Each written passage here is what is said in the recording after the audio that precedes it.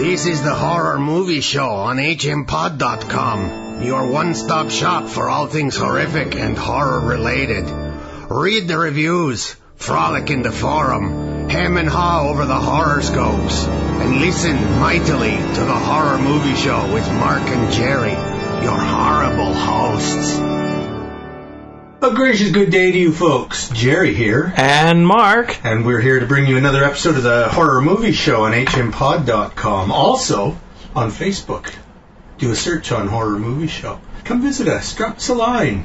Make suggestions. Got some good suggestions from a listener. We're going to be getting through those over the next little while. Some of them we've already done, but I don't have that in front of me. But I'll pass those on to Mark, and we'll both try and watch a bunch of them.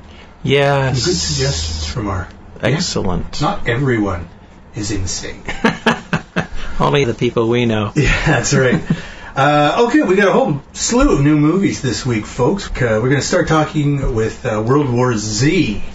Directed by Mark Forster, written by Matthew Michael Carnahan, Drew Goddard, and Damon Lindelof. Came to attention through Lost. I think he's also got a hand in writing the new Star Trek movies. Oh. He's a longtime partner of J.J. Abrams. World War Z, based on the novel by Max Brooks. And even though I'm Canadian, I'm pronouncing it Z because it's an American movie. Yeah, World War Z doesn't have the same ring to it. Yeah, but it's correct. That's right. In England and Canada and Australia. So we have Brad Pitt. You know, if that guy was just good looking, I think he'd really get somewhere in the business. So we have Brad Pitt playing Jerry Lane, who is like a UN genius. Don't quite know what he does, but he goes to hot spots and sort of guides people. And his mission, when the zombie outbreak has occurred and humanity is in real big trouble, all the big cities in the States, and I'm assuming Canada as well. No. Our borders are really good. Maybe the border guards stop the zombies. Yeah, that'd be good. But Brad is sent with a scientist to zoom off to Korea to try and find a pure, original strain of this bug so that they can try and come up with a solution to it. But the scientist, the expert, the savior of mankind, is killed almost immediately. Luckily, Brad is such a bright boy that he's able to just sort of figure out what the scientist needed to do and do it himself. And this movie consists, it isn't that half the action takes place with him traveling, but in real time, 90% of this movie would take place on board planes, trains, trucks, cars. Yeah. Because it's just him. He goes from the States, he goes to Korea. From Korea, he goes to Israel. From Israel, I think he goes to England. He's in Cardiff, Wales. Yeah. So he's all over the shop. And it seems only the thinnest of clues leads him from one place to the next. Yes. Let's explain a little bit about this virus, Sure. whatever it is. It seems to... It makes zombies. Well, I guess you can call them zombies. Oh, of course, that's the Z in World War Z. But they're not normal zombies. They always have slight variations, don't they? These zombies are the fastest things since O.J. Simpson. Well, they are more along the lines, because it's disease spread, they are more along the lines of 28 Days Later zombies. They're fast. They're very fast. They're super aggressive. They don't want to eat your brains. They just want to kill you. They just want to bite you. Yeah, they're like animals. So it makes no sense. Why the heck would they? All they want to do is bite you and go on. Now, No. They don't just want to bite you and move on. They want to rip you to shreds. But if they bite you and you survive, you become a zombie. In like 30... But they will kill you. They will tear you to pieces. In about 15 seconds, you'll become a zombie. It doesn't take long, unless Brad Pitt is there to quickly chop your arm off. It would have to be within a millisecond. Within a few seconds, he chops that Israeli woman soldier's arm off, and she survives. Yeah, I mean... For a while. Yeah. And then, not only are you super, super fast, but you become Supermen. Oh, yeah. You can jump 50 feet. You can can land from 100 feet drop and no problem. You just how their eyes are working, considering that they're all sort of milky, like dead fish eyes, so that they wouldn't be able to see very well anyway, you know, but they have these zombie instincts. They also work in sort of a hive mentality where they all are just doing the same thing and have the same goal. Well, you know, that's not much of a change. They've always done that, you know. I thought they took really generous helpings of every other zombie movie. Like I say, they're fast and aggressive like the ones in 28 Days Later, which again are not true zombies. They aren't returning from the dead, but they are zombie-like. Yeah. They take a hell of a lot from Walking Dead. And it's the popularity of Walking Dead, of course, that has made the book a bestseller and that has made this movie now, supposedly the movie... Brad Pitt in a zombie movie? Yeah. I mean, 10 years ago, I would not have thought that possible. Today, of course, you know. The movie starts off like a big blockbuster, you know, full of CGI and all this stuff. It is a blockbuster. To me, I mean, it wound up as a trapped in a building trying to get out movie. Yeah. No, and I thought that it's all over the place. I thought the last 45 minutes of this movie was pretty dull to me. Yeah. It was just really dull. Yeah.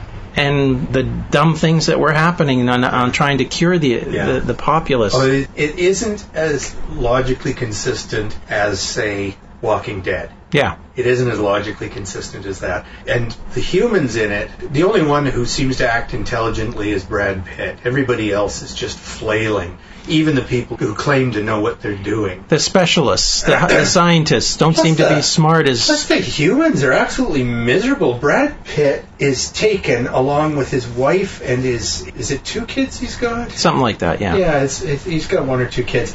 So his family is taken onto an aircraft carrier, zombie-free aircraft carrier, and he's told that you will do this mission, retired or not, you will do this mission, or we will kick your family off the boat, and they can take their chances, and no chance at all on the mainland. And then they lose touch with Brad. Yeah. Phone goes out on the blink or something. They lose touch with him. And, like, within minutes, it's like, okay, let's get the shuttle, let's get the wife and the kids off the boat. Off the boat. Yeah. Screw them. We got needier people. Or Congress. Yeah, I thought that whole thing was really mean. It was dumb. Plus, considering that Brad's still out there, and it's like, he finally manages to get a signal to them, and word goes around, okay, hold it, we don't have to kick the wife and kids off. Yeah. I mean, it's one thing to use that as a threat. It's another to like, oh, we've lost touch with our hero. Kill the family. Yeah. Which is essentially what they're doing. Yeah. They're going to execute Brad's wife. Yeah. Any person that dies in the heat of battle, their family's doomed. Yeah. It's like really horrible. And there were other families being kicked off as well. Yeah. Oh, sorry, your husband died. Yeah. You're out of here. Yeah, I can only imagine it's wealthy petrochemical industrialists, you know. Oh, we need the bunks for, you know, Mr. Getty. There was lots of things in this movie that I just didn't like. No, I mean, I loved the first part. You didn't know what's going on. It was new. Everything's running around. A lot of nice special effects. Yeah. And then it got bogged down with stupidity. Yes. And at the very end, it's just stupid what they do. Yeah. And then it ends, and you go, that's it? Yeah. That's it? Yeah. You know, it's like this whimper. They figured out a way to live with the zombies, if not defeat them. So now they could slowly start taking the cities back. Yeah. But it's a slow job, because I think they say at one point that at least 4 billion of the population are now infected. Okay, they're infected. How long are these zombies going to live? Are they going to live forever? Or are they going to burn themselves out because now they have this super strength? They don't and they don't seem to. They went into that in 28 Days Later at the end of and that's the first movie I'm talking about, not 28 weeks later. But at the end of 28 Days Later, they show after a month the zombies starving to death out in the fields. They're dying. That's how you could have the second movie in a zombie-free England. Mm-hmm. Because the zombies have all died, so the diseases died. In Walking Dead, they explain that the zombie metabolism is extremely slow. So while they will eventually disintegrate, it takes so long, you know, and it's necessary to the show. Yeah, the weird thing about The Walking Dead is the fact that these things can survive just their head. Yeah. As long as their brains are intact, they'll live. They're perfectly happy to. Even if they're burnt to death, in their city. That horrible scene near the end of the last season when there's a whole pit of them that have been burned up, and it's just like this half-melted mass of zombie humanity. Yeah. And they're all still alive. Yeah. Horrible. It looked like The Thing from the John Carpenter movie. Yeah, except for darker. Burned up. Crisp version. Okay, well, I would not say that this is as good as 28 Days Later. I don't think it's as good as Walking Dead. But I enjoyed it, and I agree with you. I think the beginning is better than the ending. And there's some stuff that's just stupid.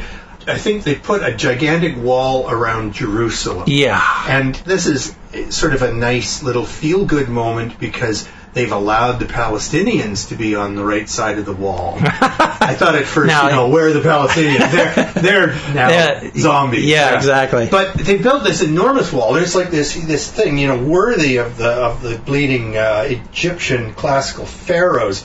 This stone wall is like massively thick and hugely How did tall. they build that? Quickly. Slaves. Yeah, that's right. That's what the Palestinians are doing.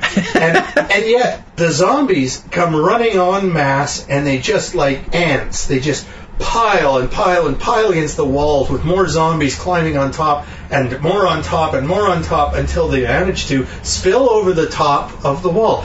There wasn't one person. Like, there's no closed-circuit TV looking at the outside of this wall. No. There's nobody with a machine gun looking down from the top. Hell no. There's no towers. There's no guard towers. There's no electrical wiring. Or we built a wall. Yeah. What do you mean we got to keep an eye out? Yeah, it's like... There's a break. We're having a schmear. All they had to do was make a 10-foot lip, so that they couldn't... Yeah. But then again, they would just keep going en masse until they were above the lip. But eventually, you're not going to have enough zombies. You would hope that. Run out, and they would squash after a while. Yes, I assume the ones at the bottom are all crushed. They're all just mush. They just keep piling up. A similar scene in the first Starship Troopers movie where they're in that's that right. fort. That's the bugs. The fort that has already been wiped out. The only person left alive is the general.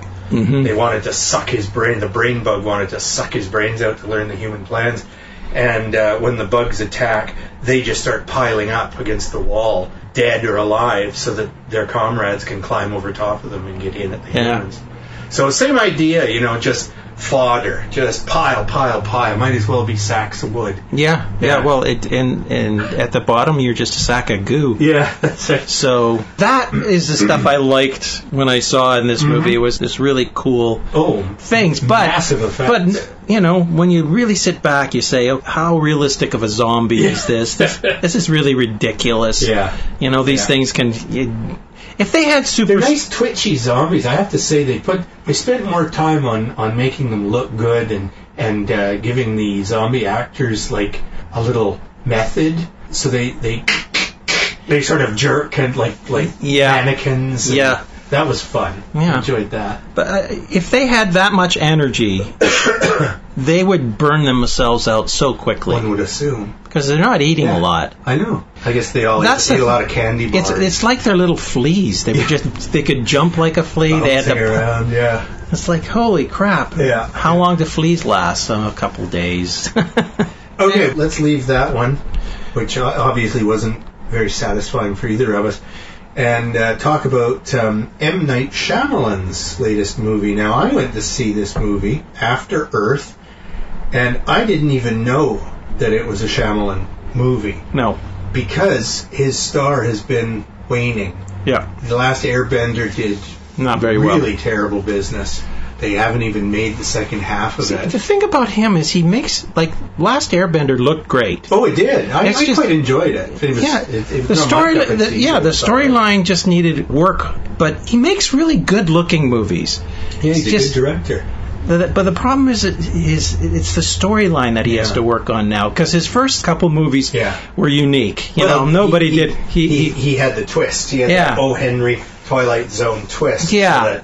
A nice gotcha moment. But after 2 or 3 of those movies, everyone went, give us something else now. Got it. Yeah. And they started getting a little ponderous too. Although, to be fair, Sixth Sense is a little ponderous, but it built nicely, and there was a nice growth to the little boy's character. Yeah. In that. And the second one was the comic book one about the superheroes. Yeah, Bruce Willis. Unbreakable. That's that I enjoyed. I didn't see the twist of the villain. I didn't know Mr. Glass. I didn't know that he would be the supervillain. Yeah. And then the third one was The Village, I think, which also had a twist. But that one I just found kind of slow and silly. And I figured out the twist long before it was revealed. Right. The first time I saw it, that's... Well, that's the thing, is that when you see one of his movies, you're trying to looking for the twists now. You know there's going to be a twist. Yeah. So you're looking for it. Yeah. A lot of people, for example, they didn't like Lady in the Water. I quite like that. I enjoyed that. I did. That they all, Paul Giamatti and the rest of them in this apartment complex, discovered that, in fact, they're characters in a fairy tale. Yeah. I like that. And the fact that they make mistakes. Yeah. And I like that as well. So, in a fairy tale. And I thought it was a very low key kind of movie, and it was very character driven. So he's made some really good movies. He has. I just don't think they don't seem to be appealing to the masses. Not as much, no. So I didn't see his name on any of the ads. I saw plenty of TV ads. I saw the ad in the theater for After Earth, the big trailer and all that, and I never once saw Shyamalan's name brought up. Yeah. So they were keeping that on the down low. Now, he co-wrote this screenplay along with Gary Whitta based on a story by Will Smith. This is a real Smith family project because both Will and his wife Jada Pinkett Smith are among the dozen or so producers of the movie. Mm-hmm. Will is also the second lead. His son Jaden is the main lead. Yeah, he's the star of the movie. And just really quickly, what this is about is 1,000 years ago, humanity had to leave Earth because it was so poisoned and gross and disgusting. They went to another planet, but there were already creatures living there, intelligent creatures living there, and these creatures decided that they would kill off humans by genetically manipulating animals and making them killers of people. And these animals are pretty much senseless, but they can smell our fear. So we were getting eaten alive, literally, by these monsters until one man came along, played by Will Smith, who is able to suppress utterly. He had no sense of fear. And he says, and this is in the TV ads, he says to his son, he instructs his son, fear is in your mind.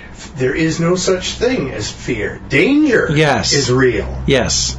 But fear is a choice. So if you are fearful, they will get you. The danger is there. What you don't want is to let the danger know that you're there by being afraid of it. And, obviously this is the journey that the son is on.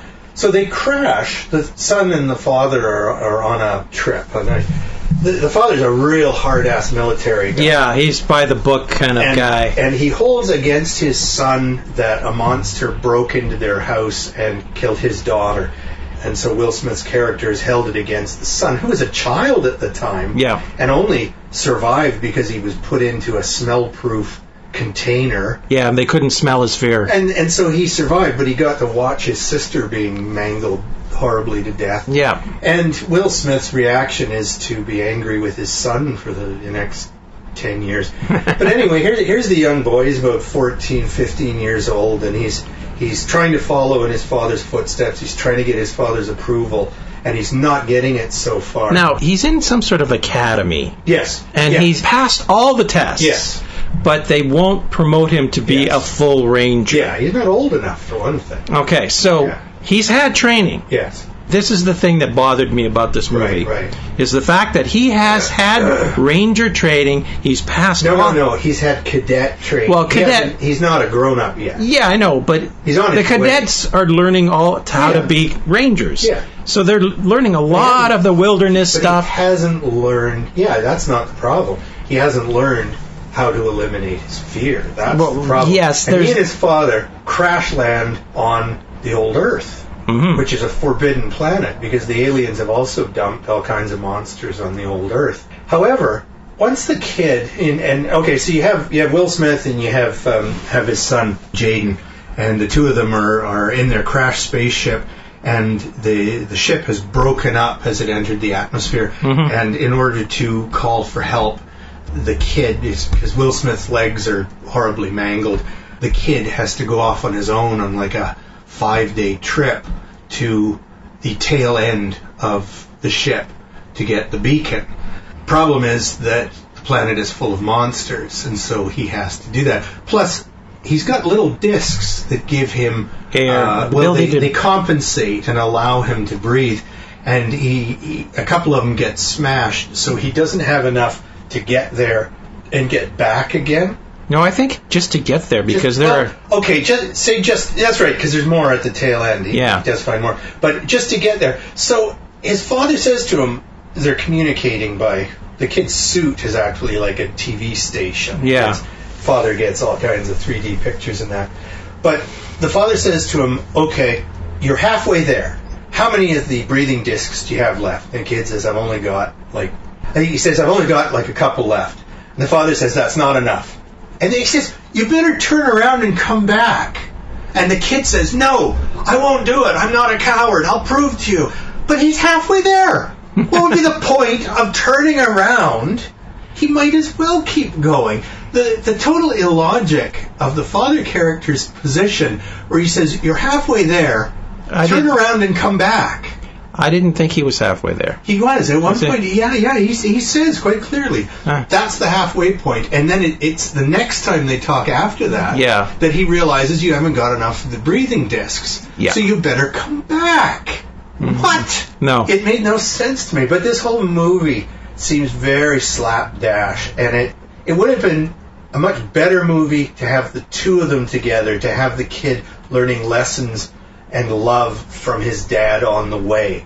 But all it is like, the dad talking to him by walkie-talkie. Yeah. And the kid, shivering in the woods at night, terrified. And trying not to get eaten. He seemed to not know what he's doing in all respects. The kid? Yeah. And Will Smith was explaining how to do things. Mm-hmm. Now, that's why I thought, hey, he already took a lot of training. Mm-hmm. He should know the basics. Survival and all that stuff. You'd think that would be the basics of training. No, Mark. He is perfectly fine. There's no problem with him having a campfire and that sort of thing.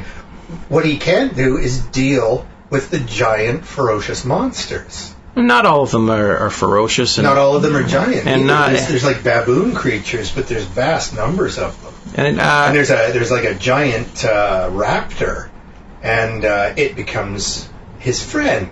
Yeah. Because he does it a good deed, trying to fight off some sort of saber-toothed tiger. Before I went to see it, there was the reviews were really negative on this thing. Everybody was panning it. Everyone was making fun of it. I understand. When I went to see it, I quite enjoyed it because it wasn't as bad as everyone was saying. Oh, well, you had the opposite of raised expectations. Exactly. Yeah. Exactly. I wasn't expecting much, and I'm going, hey, this isn't as bad. Yeah. Well, that's the thing. I mean, it's like... I didn't have really any expectations, but I the commercials really showed it as, an adventure, kind of like beating off animals, and it was more of a slower movie than fighting off animals. Yeah. Okay. I hear you. That's your mind. It's where your mind goes, not mine. Anyway, so I was pleasantly surprised that it wasn't as bad as everybody was saying. Right. But you still wouldn't say it's a great movie. I'd have to watch it again. Yeah. Okay.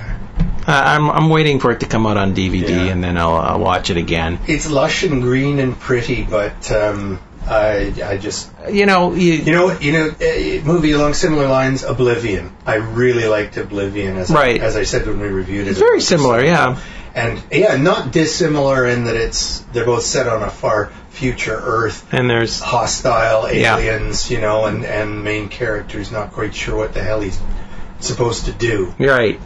But it didn't bother me that the kid seemed a little bit of a crybaby and all that. He is a bit of a crybaby. He does whine an awful lot in this movie.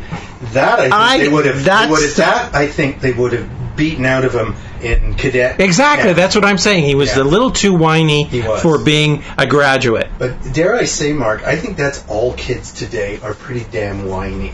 You think? Yeah, I do. I think. But you don't have anybody under the age of about course, 18 you don't have any kids. Whiny. No, I deal with lots of them. Anybody under the age of about 18 really seems to be a little whiny creature. You have to beat it out of them, Well, I would say, and especially when they sneeze. And if they get sick, God damn it. Yeah, well, then you put them on the mountainside. All right, well, that's enough of that one. Let's get on to a movie that I quite liked. I heard tell about it, sort of big in the horror community. It's called American Mary, produced in 2012, written and directed by Jen and Sylvia Soska, twin sisters who live right here in Vancouver. Cool. Yeah. I did not know that. Yes. Much of the movie was shot right here in Vancouver.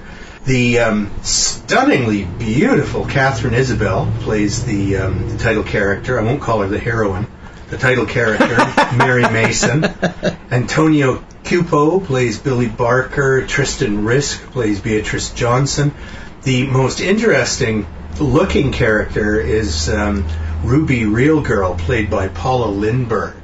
Now, what this movie is about is people addicted to body modification. Yes. We're not talking tattoos. We're not talking small piercings. We're not talking little branding. No. We're talking about having your right and left legs switched, and your arm taken off and your hand attached to your shoulder. Yeah. I mean, freak show stuff. Being attached to your partner. Yeah, exactly.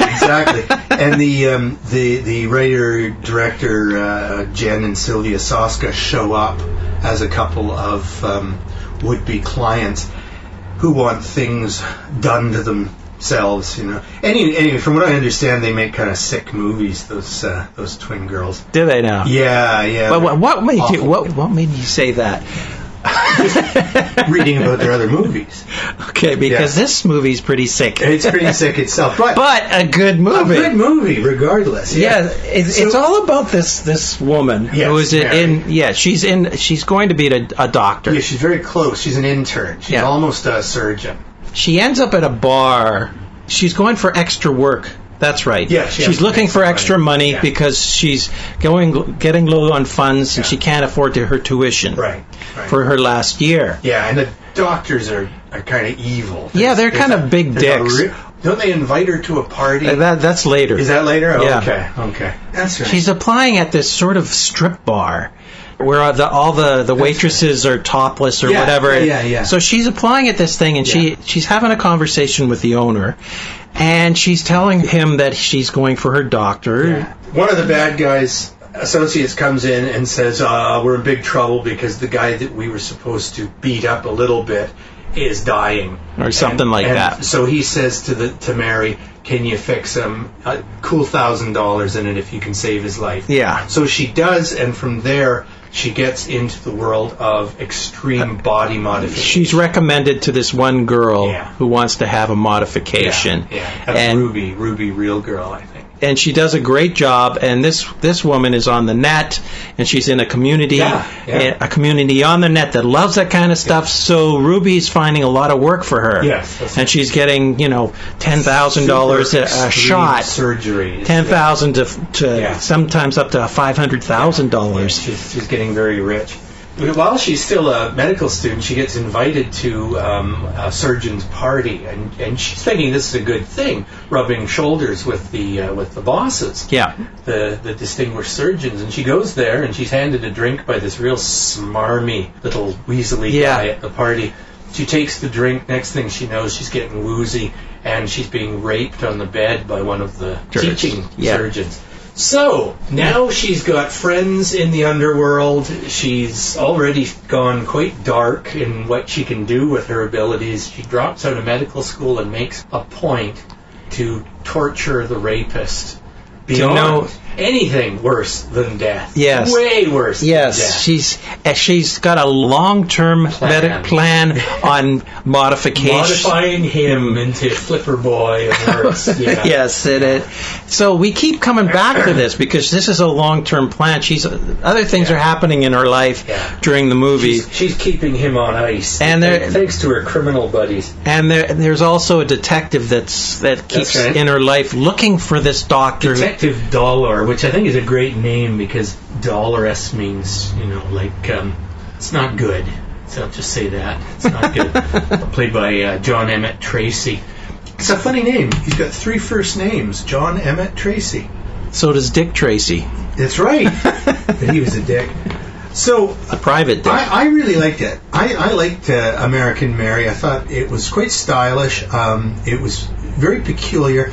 It borrows heavily from other horror movies. I mean, with the exception of Jugface that we talked about last time, I can't think of too many horror movies that don't borrow from another movie. Their starting place, at least. The nice thing about this movie is it had interesting characters throughout it. Yeah. It wasn't a stupid movie. No. You never knew where it was going to go next. Yeah, really. So it's one of those intriguing movies, and it's not so gross. No. They don't really harp on the grossness. No. But they do harp on the revenge. Oh, yeah. Yeah, no, everything may not be shown on camera, but, it's horrific. The things that she gets up to. Yes, and she's not a bad person. Well, she doesn't start off as a bad person. She becomes a bad person. Only because that person did her harm, right? She doesn't hurt anybody that's not supposed to be hurt. Yeah, I suppose. But, I mean, the Hippocratic Oath, the very first thing in the oath that doctors are supposed to swear and believe is to do no harm. Do they really do that? Well, I mean, anybody who... Or is that a contract? Oh, yeah, no, it's not a contract, it's an oath. Any doctor who, for example, staples someone's stomach just because they want to lose 20 pounds, if it isn't to save that person's life, any sort of plastic restorative surgery that's just for vanity, technically, you're doing harm. I mean, unless you are helping that person, you shouldn't be cutting on them. Well, there's 2 ways of looking at it. If they're mentally unstable psychologically people, you're helping them. Then. Yeah. But if it's just some crazy Beverly Hills mama who's coming in and saying, I want you to cut my nose in half. I don't know, whatever people. Oh, they did. Some of the modifications with a tongue, splitting the tongue like a snake. They show some real freaks in the movie. Yeah. Yeah, I've seen other people with the... well, that was the fun part of this movie, is that these people, they were normal people, but they just wanted to look weird. Oh, yeah. They just want... they're normal. Well, to me, they weren't threatening people. No. They're not crazy, mad, insane lunatics. No, but they were just kinky. They got a thing. It's like a quirky kind of... More than anything else, this movie reminds me of Crash, the movie by Cronenberg, in which they're getting off on hideous, disfiguring accidents from car But this crashes. is to the nth power of Crash. Crash is nowhere Well, that's more close. Random. That's random, but, Yeah. but it's the same sick thing, like, oh, baby, that stump and brace just makes me so hot for you. That's true. That's true. Yeah, there's a certain kinky And sickness. the whole thing of them making out after they crash the car. Are you hurt? Well, maybe next time it'll be worse. Better. Yeah. Okay, so that's American Mary. We got a sci-fi movie which I quite enjoyed. Europa Report, 2013 movie directed by Sebastian Cordero, written by Philip Gillat. Stars Christian Camargo as Dr. Daniel Luxembourg. Biggest name star, Mbeth Davids as Dr. Samantha Unger, Anna Maria Marinka as Rosie Dask, and Michael Nyqvist, another actor I've heard of, as Andre Block. Again, tell us a bit about it. It reminds me. I'm drawing a blank. It remind me of Moon again. It's like the. Right. Oh yes. These guys are on their way to Jupiter, moon of Jupiter, Jupiter, Europa. Right. And they are on a scientific mission to find out if there is life there. Yes, because this is based on fact. It is widely scientifically believed that Europa could have a liquid water ocean. Right. Capped by ice, because it's very cold, but it's a large moon, and it's so close to Jupiter that the tidal forces keep the interior, just like the Earth, they keep the interior hot and molten. So you could have, theoretically, life in the ocean. A zone in that top frozen, bottom boiling ocean where life could evolve. Right. And survive. Halfway through on the journey. This is a international human group zooming out to Europa. There's 6 scientists. They're zooming out to Europa to drill into the ice and see if they can find any bacteria or algae or anything else down there. Right. Then, as soon as they start drilling, things start happening. There's things start happening before. I mean, halfway through there, they lose communication with the Earth. Oh, that's right. Yes, they had. And you see all the movie is really kind of interesting the way that it unfolds. In that the crew on Earth that are trying to communicate with them, and they have all these news announcements on progression and everything, and then they also have interviews with the people on Earth in between the segments that you learn, and it's also it also unfolds in not in a linear time, but they flip around. It's like a found documentary. Most of the footage, except for interviews with Earth-based people, that is, people who stayed on the Earth, it's video footage shot by the astronauts themselves, but communication was lost, and it isn't until the very, very end of what is both the movie and the mission that on board they get a connection. Ship, they manage to jury-rig the ship powered well enough that they can send a blast with all the video. Yeah, all the information. Last minute gets back to Earth. That's right. Right. So it unfolds in different ways because they talk about things in certain parts of the movie ahead of time that they show you what really happened later on in the movie. Yeah. So it unfolds really in an interesting way. And plus the cameras are all stationary because they're all, unless they're doing handheld stuff, which is very minimal. Yeah, or on a most of the cameras are positioned throughout the ship, and it's just that point of view. Right. And sometimes they'll split up the screen and show you the same shot from 2 different angles and things like that. So it works very nicely. So that isn't like Moon, because Moon was a standard shot movie. This is very much like Apollo 18. Yeah. Because that was, 2 guys isolated on the moon, and that's all just the NASA cameras set up. That's right. That's right. Now, I have no problem with that. I have a problem with the Paranormal Activity movies. Yeah. Because they're terrible, terrible movies, and they use that. And they make such a big deal out of using the stationary security home cameras. They make such a big deal out of it that it's boring and stupid and static. And watching a grainy black and white camera in the dark is about as much fun as watching a grainy black and white camera in the dark. It isn't fun. And those, to me, are just terrible, terrible movies. But this uses the static, closed-circuit camera trick very well. Yeah. Unfortunately, whenever there's there is an entity on Europa. At least one. And every time it's near them, the cameras start flickering and all that. So you get this staticky thing that... Some sort of... like a giant electric eel or something. Yeah, I don't know. It might be radiation of some sort that affects the equipment as well. So when something's going to happen, because all of a sudden the picture starts to, the colors start to separate and things like that. Well, it's not the same as Paranormal Activity. Yeah. But it's really well done because all these different things happen and people are getting killed left, right, and center. For sure. And it's almost like 10 Little Indians. Who's going to be next? Yeah, absolutely. Oh, and that reminds me of the first Alien movie. Yeah. It's just and not necessarily the people you think are going to be killed off are killed off. Yeah. They're also like this one woman says, well, all right, I'll go and do the extravehicular activity. Yeah. And every step, I was just, oh God, what's going to happen to her? What's going to happen? She's getting out of range of the she's not that far away. She's like 100 meters. No, but there's like spires and rocks. She's kind of going down this ravine, and she's going around the corner, and it's like, Whatever life would evolve on a planet so vastly different from our own, the only similarity being liquid water. The hard radiation, Jupiter itself puts out as much radiation as a small star. Like it's unbelievably hostile situation to be that close to a giant planet. Yeah. So, whatever these creatures are, they're like nothing that we can relate to of Earth creatures. At the end, it's a successful mission because they do find life. Yeah, indeed. So the guys on Earth are going, yay! Yeah. Well, they were glad to get the footage back. Yeah.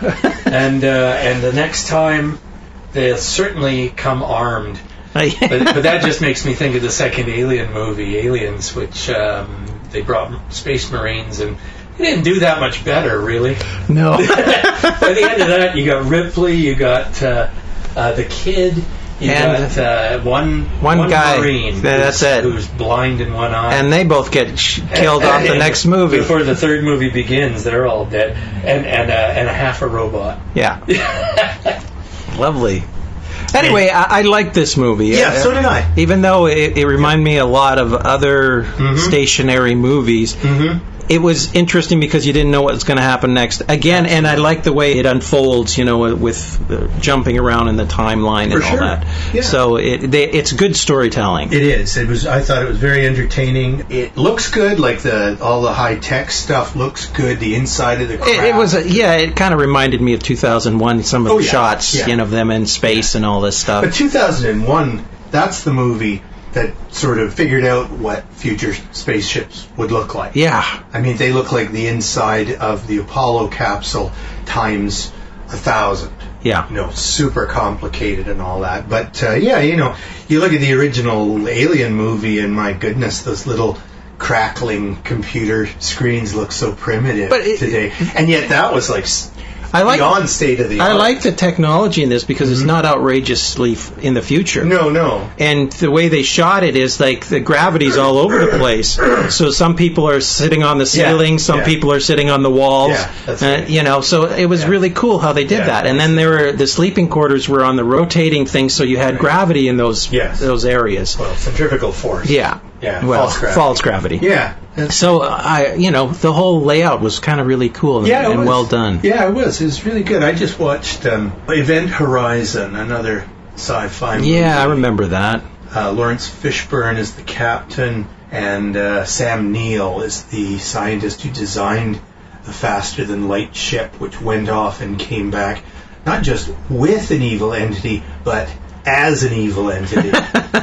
Good fun. I'm going to be watching Red Planet again. I like that. I like both those Mars movies. There was Red Planet, and there was another one came out. Mission to Mars, I think. Mission to Mars. Yeah, I like both those movies. Yeah. And I don't know that either of them was very popular with the public, because to me they were like a sort of a throwback. Almost. Yeah, almost to early science 70s. fiction, Ray Bradbury kind of stuff. Yeah, a little bit of that. Yeah, yeah. That wonderful scene when Tim Robbins, where he sacrifices himself because they don't have enough oxygen. Okay, I don't remember. Yeah, that's I think Mission to Mars, not Red Planet. Yeah, Red Planet got a little peculiar, what with the oxygen atmosphere here and there and stuff like that. Yeah. Mission to Mars had them. I want to watch it with my son because he hasn't seen it. Yeah, and I want to remind myself what it was about. Okay, well let's get back to Earth and onto something completely weird. Under the Dome. Yeah, TV series based on a novel by Stephen King. Executive produced by King as well. Yes. Well, that executive producer really just means that you're putting money into it. No. Executive producer is taking money out of it. Oh, really? Yeah. Producers put money in. Executive producers make decisions and get paid. Oh, is that it? Yeah. That's the difference. So basically, they're buying his okay, whether he wants to have anything to do with the production or just get his big fat paycheck. I don't know that he has to do that much. I think he'd go for the paycheck. Yeah, I would. So now, everything I understand, the book, and I'm gonna give it away here, because the TV series is not sticking to the book closely at all at this point. We've seen about 6-7 episodes. Yeah, 7th one just came out. Yeah. Now we obviously we haven't got to the end yet, but the book ends. You discover that the dome has been placed over this little American town by juvenile delinquents, alien juvenile delinquents, who just like to torture creatures and see what they do. So sort of like a magnifying glass with ants. Yeah. Or like the Gary Larson cartoon where a couple of giant alien kids are holding a jar with 2 Apollo astronauts in it, and one of the aliens is saying, "Hey, shake the jar, see if you can make them fight." Yeah. And pretty much that's what they do in this show. Yeah, well, exactly. I mean, there's been so much death and destruction, and every week it's another disaster. And one week it's disease is broken out. Another week they're running out of medications. Another week the town is on fire, and the water. And there's no water. The bombs coming. The rockets coming. And the weird ass. He's not the mayor. He's the only counselor, the only town councilor who's left, and he's played by Dean Norris, who I know as the DEA brother-in-law to the Walt character on Breaking Bad. So he's gone from a big hit series. Yeah, you see in Breaking Bad, just his background on his character. He's a DEA agent who is also Walt's brother-in-law, and Walt secretly is like the mastermind behind all the meth for the entire southwest quarter of the United States of America, and his brother-in-law is hot on his trail but doesn't know who he is. So it's good fun, right? So Dean Norris is this counselor called Big Jim, and he for some reason was big into meth, producing crystal meth. Yeah, and so he's brought in all this liquid natural gas to a particular farm. Into storage. The series starts off with these big trucks coming in. Yeah, and they're delivering all this propane. It's propane. Propane, yeah. So they've got all this energy stored. And so they were going to have like a giant meth lab in this town, and the city councilor knew about this. And the preacher. And the insane preacher, who, thank God, is no longer with us. But it seems like if anybody knows something, they're going to get killed, especially if they're crossing Big Jim. That's right, yeah. It's like Big Jim is dangerous. Yeah. Even though Big Jim's not going around he is going around killing people. He killed the Reverend. Yeah, but you cross him, he's gonna get you. Now the sort of main characters is a couple. They've become a couple. Mike Vogel plays Barbie, who's sort of a mercenary guy. And I thought he was just one of these guys that just. Well, he was a special agent. Well, he is a special agent, but now he's a collection guy. Yeah, now he's working for a hood. Yeah, and he's come to this town, and he wound up. He wanted to collect money from this dude who is doctor and who is married to Julia. That's the other sort of main character, played by Rochelle Lefebvre. She's a reporter, isn't she? Yeah, that's right. She's a reporter. She's one hot redhead, I'll tell you. Yeah. Her beautiful ginger. Anyway, he shows up. Barbie has come to try and get the money owed by her husband, who's the doctor. And they have a doctor. And the doctor winds up in desperation pulling a pistol. They fight, and Barbie kills him. Didn't come there to kill him. No. Didn't want to kill him, but did kill him. Now he's in a relationship. He's living with Julia, and then the dome comes down. Yes, then the dome comes down. Right. And the great special effects. Yes. Cow gets cut in half. Oh yeah. Every episode you see that cow getting cut in half because it's in the intro and all that stuff. But good effect. The plane crashing and then the train and the big truck, giant semi hitting in the dome and all that stuff. So good, clean fun. Yeah. Now the difference is that in the book, when it's discovered, I think it's the reporter, the woman reporter character, she gets somehow in communication with these aliens and manages to get one of the sort of teenage girl aliens alone long enough to plead the humans' case, and the girl alien releases them. Mm-hmm. Now, the TV series is not going that way. No, because so I don't feel like I'm giving anything away because I don't know anything more than what's been broadcast. Well, you got to admit that they did find at the dead center, what would be dead center of the dome, they found a tiny dome, and inside the tiny dome is what looks like a black egg.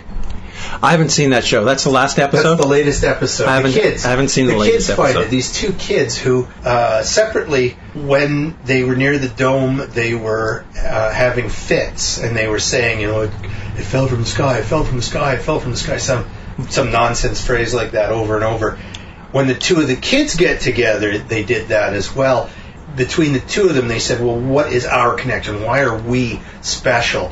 And they think the other way, because the young boy is a bit of a math whiz, and they go the other way. The kids already sort of map the size of the dome, so they find the dead center, and they find this little tiny dome with the black thing inside. They don't know it's an egg, but she's screaming at it. What do you want? Stop it. What do we have to do to end this?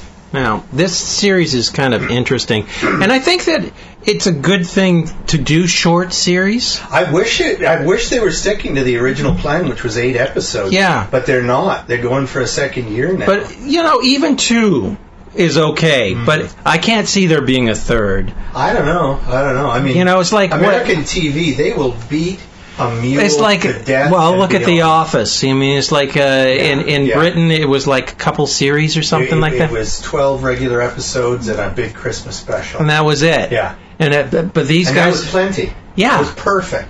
And here they're milking it for as long as it'll go, Typical American... if it's making money... I know, don't kill it. Don't kill it as long as it makes money. No, we can continue to exploit the audience for as long as possible. And it's also the American sickness for sequels. But we used to have miniseries, right? Mm-hmm. And miniseries were just made as that. A single season. Poor Man, Roots, all these things. We've gotten away from that, though. Yeah. It's like it's very rare you see a miniseries anymore. I think the English still do them. The English. Yeah, of course. They have all sorts of really short series. Yeah. Six episodes or less. Right. Sometimes 12 episodes. Yeah. Then that's good because you can. There's a story to be told. You tell it and it's done. Yeah. Brideshead Revisited is one of my favorite miniseries, and that just took one great novel by the writer Evelyn Waugh, and it took like 14-hour-long episodes to really tell every page of that book. So that in the script you have whole conversations between characters that are just conversations as written in the novel. Right. They didn't have to create anything because they did everything and the novel was perfect. But most movies based on books can only be a sketch. Well, of course. Because the novel is got way too much detail. Yeah, 2 hours, 2.5 hours. This is why Lord of the Rings, 3 huge books, and they made 3 huge movies, and they still had to leave a lot out. Scads out. Yes. Yeah. But mind you, some of the scads didn't. No. Didn't need to be there. Yeah. No, Tolkien packed his stuff just as God knows Stephen King pads his crap up.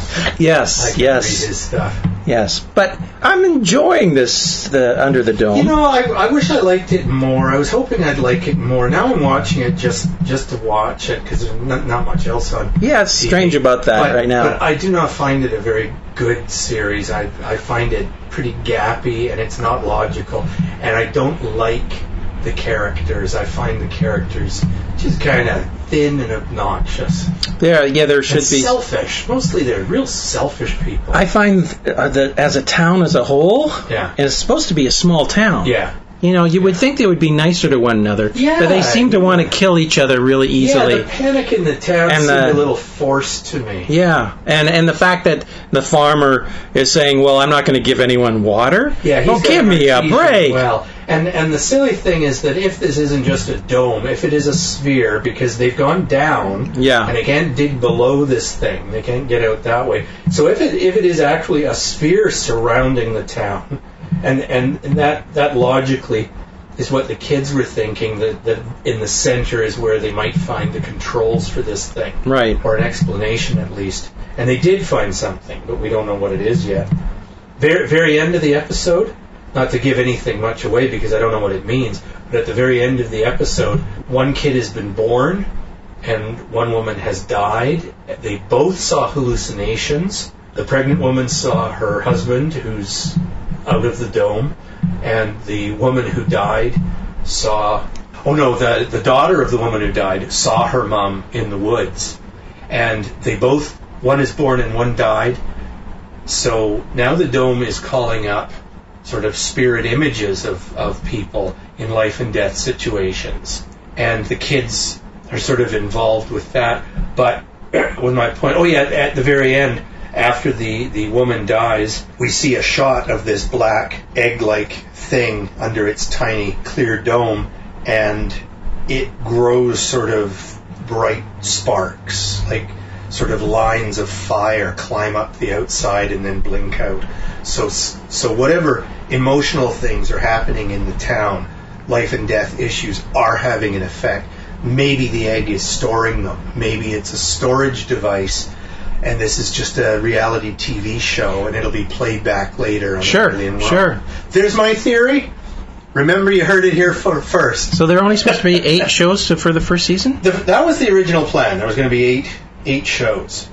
But, Lost was only supposed to go for 4 seasons, something like that. Yeah. Lots of TV series that have gone on and on. Like you say, I like the American version of The Office, but it just turned silly. I mean, if this is an ongoing documentary and this is what we're seeing, who the hell makes a documentary for that long? 11 years? Yeah.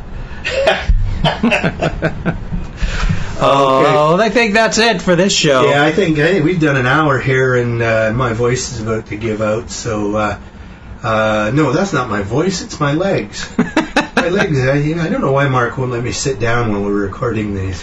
I'm going to have you do handstands next time. Well, it's better. Last episode, I was upside down hanging from a hook. That's not funny, Mark. Gurgling. Yeah, gurgling, gargling. So, Under the Dome. Worth watching if there's nothing else on. It's a sort of series that I would say, if it shows up on Netflix, watch the whole thing in a weekend. Yeah. And you get a kick out of it. Yeah. I'm finding it really obnoxious watching it episodically on commercial TV. Yeah. Monday night, 10 o'clock. Yeah. There's a new episode. Because I don't do that. I watch everything, time shifted or whatever. Well, that's the thing about, like Netflix is putting out series and things like that, right? Yeah. Now, they put all the episodes up all at once. Yes. So you can watch them. Bang, bang, bang, bang, bang. And people are calling that, what are they calling it now? There's a term for it. Watching them all. Gorging. Yeah. It's like there's a term for just watching one after another all the way through. Yeah. And people are doing that, and I think that's the future is going to be like that. Oh, sure, yeah. There's going to be more and more shows like that. You turn all the phones off. Yeah. And just do nothing but eat pizza. Binge watching. Yeah, it is like a binge. Yeah. Might as well mention here, since we mentioned Netflix, I watched the 15 new episodes of Arrested Development. Yeah. And in my opinion, I'm such a fan of the original 3 years. This isn't as good as any of those first 3 years, but it's still worth watching. And I think it starts slowly, but it picks up. So if anybody I've watched about 3 episodes so far. Have you seen the first 3 years? Yeah. Oh, yeah. Okay. You got to see the first 3 years because it's all in-jokes. Yeah. Definitely. But I don't think it's as funny. I don't find the cast to be as sharp. Yeah. And they're not clicking together. And in fact, the way they've done this 4th series, these 15 episodes, each episode focuses on one specific character. Yeah. So each character has at least one episode. Some have a couple of episodes that focus on them. Right, and they kind of intermix. Oh, well, by the 15th episode, lots of stuff has come together. So they're very much like the 3rd season of the English sketch comedy show, The League of Gentlemen. Right. Which, their 3rd season, 6 episodes, and at the end of each episode, something calamitous happened, so that at the 6th episode, you suddenly see how all the previous calamities all fit together into one magnificent calamity. Right. Yeah, cleverly done. Yeah, but I was really surprised. The end of the 15th episode, and I won't say what it is, but it just leaves you hanging. Like, there would definitely be a 5th episode, and I think Netflix can do it. 5th series. 5th series, yeah, season, yeah. Yeah, they said they were going to. They got to. They really left it up in the air, and not in any sort of good way. Like, it's bad feelings among a couple of the main guys we root for. Okay, well, that's it. That's it for me.